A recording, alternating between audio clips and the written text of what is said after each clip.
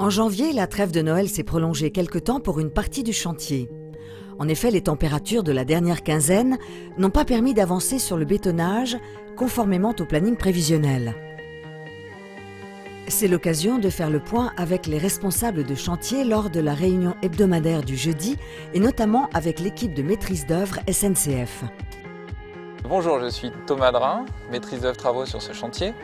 Mon rôle consiste à viser les procédures travaux pour s'assurer qu'on respecte les diverses contraintes du chantier, aussi bien ferroviaire qu'au niveau génie civil. On a aussi un rôle de suivi planning et des coûts du chantier.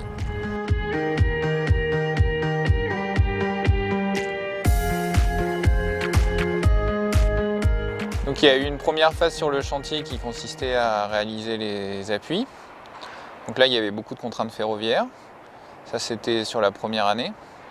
Dans une deuxième phase, on a posé les poutres à la grue, toujours de nuit quand on avait les coupures des circulations ferroviaires.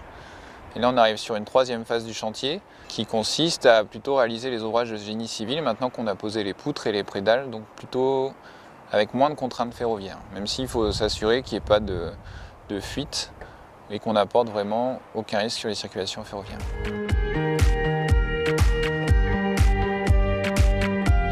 Si les poutres secondaires ont continué de se concrétiser sur la dalle B, du côté de la dalle A, l'action s'est focalisée sur la matérialisation de la poutre principale centrale P34, véritable épine dorsale de la structure.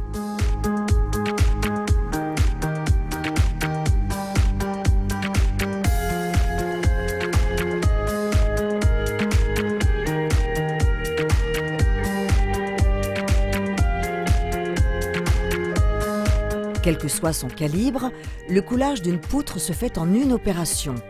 Sur une journée, une vingtaine de toupies vont se relayer pendant 4 à 6 heures, selon la cadence de la centrale à béton. Et à chaque livraison, Brahim s'occupe des analyses de béton.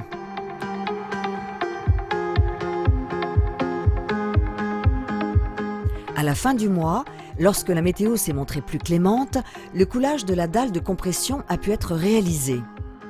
Cette chape de béton de 10 à 15 cm d'épaisseur, avec des renforts d'armature en treillis soudés et acier coupé façonné, permet de claver les prédales.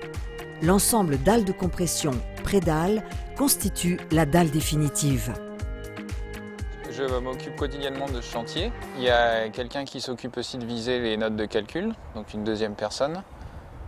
Il y a 2 surveillants de travaux, donc un de jour et un la nuit, donc ils tournent.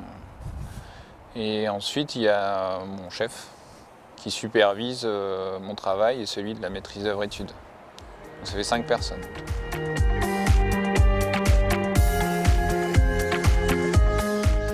Le chantier, d'un point de vue génie civil, est très intéressant. Il y a eu des belles opérations, notamment les grutages.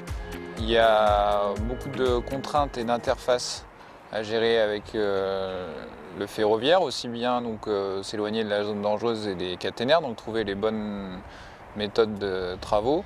Et puis aussi, il y a tout un phasage avec la nécessité de déplacer les caténaires avant qu'on pose les poutres et puis ensuite venir raccrocher les caténaires une fois qu'on a posé les poutres. Donc il y avait tout un phasage travaux à mettre en place, donc ça c'était une partie intéressante. Donc c'est un beau chantier de génie civil. Une coopération qui a permis l'avancée d'un chantier sans encombre.